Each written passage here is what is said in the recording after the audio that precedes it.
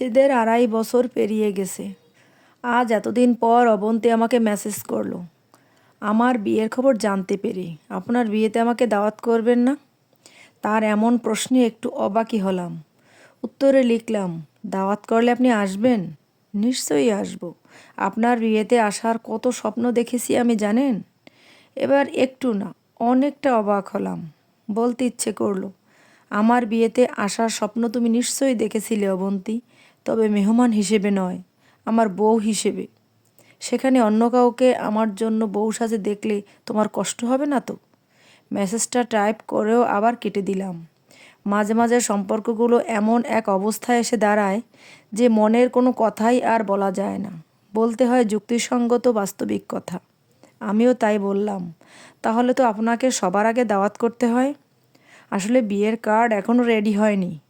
আপনার কথা মাথায় থাকবে, ছাপাখানা থেকে সরাসরি আপনার বাড়িতে কার্ড যাবে। স্পেশাল গেস্ট বলে কথা। স্পেশাল গেস্ট কেন? অবন্তীর সোজাসাপটা প্রশ্ন।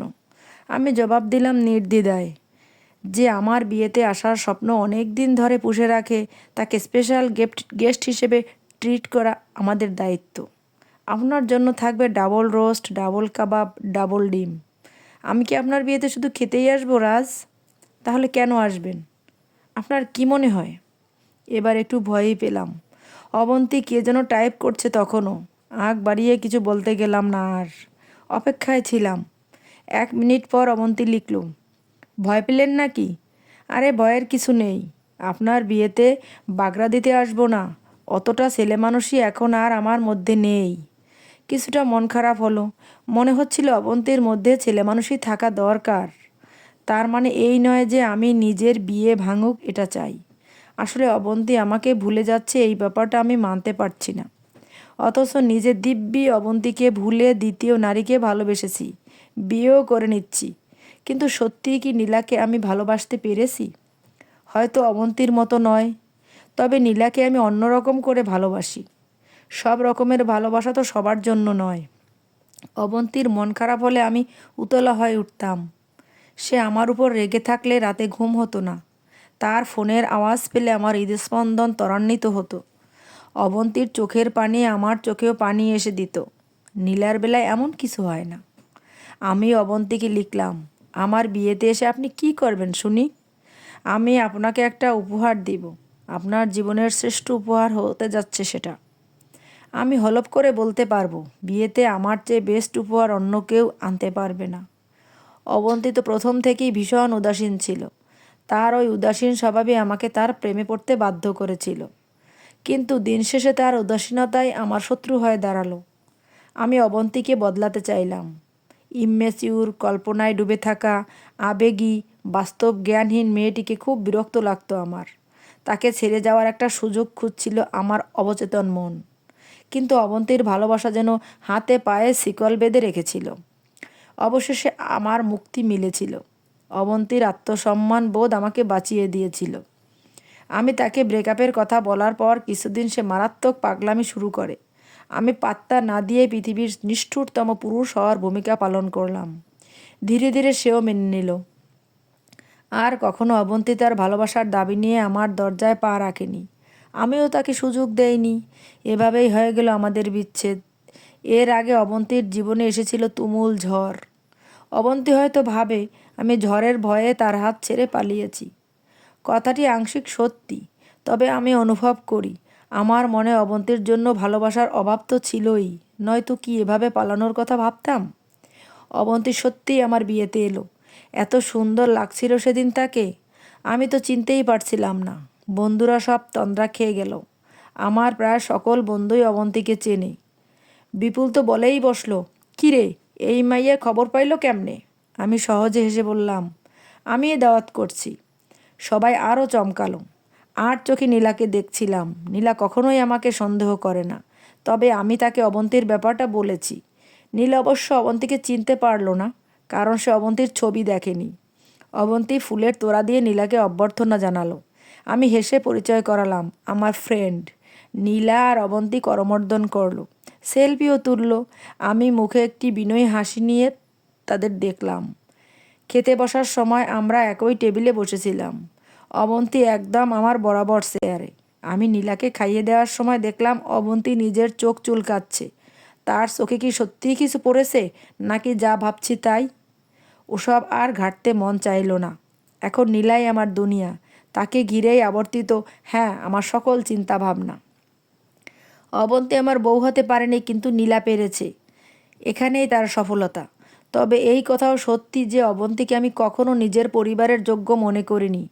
সে শুধু আমার জন্য যোগ্য ছিল, আমার মন ভালো করার ঔষধ ছিল। কিন্তু তাকে বিয়ে করলে আমার পরিবারের মান সম্মান কমতো, বই বাড়তো না।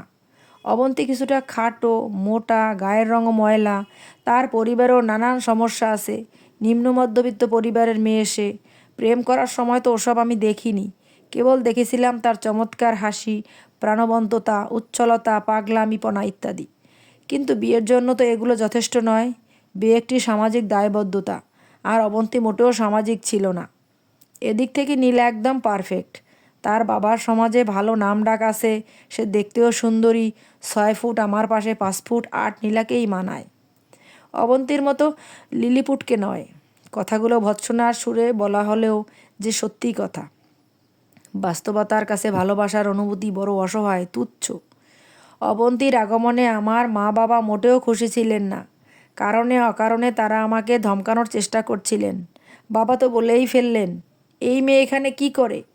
আমি সামলানোর জন্য বললাম, বাদ দাও না বাবা, আমার দাওয়াত পেয়ে এসেছে। তুই দাওয়াত দিতে গেলি কেন?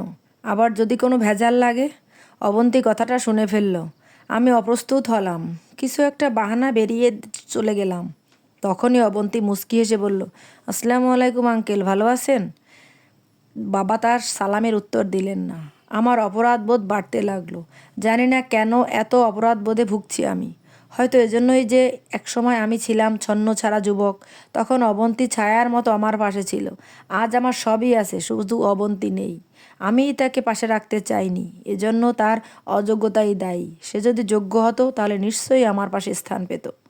অনুষ্ঠানের শেষ দিকে ঘনিয়ে এলো বিদায় বেলা। নীলা তার মাকে জড়িয়ে ধরে হাউমাউ করে কাঁদছে। আমার উচিত নীলাকে সান্ত্বনা দেওয়া, কিন্তু অবন্তী অনুষ্ঠান ছেড়ে চলে যাচ্ছিল। আমি কিছু একটা বাহানা করে নীলাদের কাছ থেকে ছুটে অবন্তীর কাছে গেলাম। তার পথরোধ প্রশ্ন করলাম, চলে যাচ্ছ? অবন্তী একটু চমকালো, হয়তো পালাতে চাইছিল। আমাকে দেখে জোরপূর্বক হাসলো, চোখ কষলে বলল, হ্যাঁ, অনেক তো হলো, এবার বিদায়ের পালা। তার শেষ বাক্যে বিদায়ের সুর। মনে একটা ধাক্কার মতো লাগলো আমার। আমি ভুরু কুঁচকে প্রশ্ন করলাম, আমার গিফট কোথায়? মানে? অবন্তীর জন্য অবাক। আমি মুচকি হেসে বললাম, আপনিই না সেদিন বললেন আমাকে বিয়েতে সেরা উপহারটা দিবেন। হয়তো এর চেয়ে সেরা উপহার আমাকে কেউ দিতে পারবে না। অবন্তী আত্মবিশ্বাসের সাথে বলল, হয়তো না, আমি এ ব্যাপারে নিশ্চিত। এর চেয়ে সেরা উপহার আপনাকে আর কখনো কেউ দিতে পারবে না। তাই যদি হয় তাহলে না দিয়ে চলে যাচ্ছিলেন কেন? উপহারটা দিন। আমি হাত পাতলাম। অবন্তী মলিন দৃষ্টিতে আমার দিকে কিছুক্ষণ চেয়ে থেকে কেমন ভাঙা কণ্ঠে বলল, আসলে উপহারটা খুব দামি, তবে আমার কাছে। কিন্তু এমনও হতে পারে যে আপনার কাছে এই উপহারের কোনো মূল্য থাকবে না। তাই ভাবলাম, দরকার কি, এটা বরং আমার কাছেই থাকুক, আপনাকে না দেই। এখন তো এসব বললে হবে না। আমি জানতে চাই কি সেই উপহার, আমাকে দেখান প্লিজ। যদি সত্যিই দেখি গুরুত্বহীন কিছু, তাহলে আপনাকে ফিরিয়ে দিব। আর যদি মূল্যবান হয় তাহলে এটা আমার। আপনি মূল্যবান জিনিস খুব পছন্দ করেন, তাই না রাজ? আমি মাথা চুলকে হাসলাম। অবন্তী তার ব্যাগ থেকে একটি ফটো অ্যালবাম বের করলো। অ্যালবামটির উপরের লেখা দেখেই থমকে গেলাম, অবন্তী লাভস রাজা। ভিতরে আমাদের 3 বছরের সম্পর্কের সমস্ত ছবি, মেসেঞ্জারের প্রিন্টশট, অবন্তীকে দেওয়া আমার সকল চিরকুট, আবেগ মাখানো কবিতা। এই ধরনের কবিতা আমার মাথায় আসেনি বহুদিন। নীলার জন্য কখনো লিখতে ইচ্ছে হয়নি, অথচ অবন্তীর জন্য লিখেছিলাম। তাকে নিয়ে কত জায়গায় ঘুরতাম, কত শত পাগলামি করেছিলাম দুজন। 2000 টাকা অবন্তীর জন্য একটা ড্রেস কিনেছিলাম। নীলার জন্য কত শত জামা কিনেছি, আরও দামি, আরও চমৎকার। কিন্তু সেই পোশাকগুলো পরে নীলা আমার সামনে এলে কখনো চোখ ছলছল করেনি। অথচ অবন্তী যেদিন প্রথম আমার দেওয়া ড্রেসটা পরে সামনে এসেছিল, আমি অবুঝের মতো কেঁদে ভাসিয়েছিলাম। একদিন অবন্তী রাগ করে আমাকে ব্লক মেরে দিয়েছিল হোয়াটসঅ্যাপে। সেদিন সারা রাত ধরে আমি তার আইডিতে 129 বার সরি লিখে মেসেজ করেছিলাম। না, এই ধরনের পাগলামি নীলার সাথে কখনো করা হয়নি। একসাথে ছবিগুলো দেখতে দেখতে কেমন যেন নস্টালজিক হয়ে গেলাম। একসময় হেসে বললাম, তখন কত ছেলেমানুষ ছিলাম আমরা, তাই না? সবই আবেগ। এখন আবেগের পর্দা উঠে গেছে অবন্তী, বাস্তবতার সামনে এসেছে। তাই আমি বুঝি সংসার করার জন্য প্রেম যথেষ্ট নয়, আরও অনেক কিছু প্রয়োজন।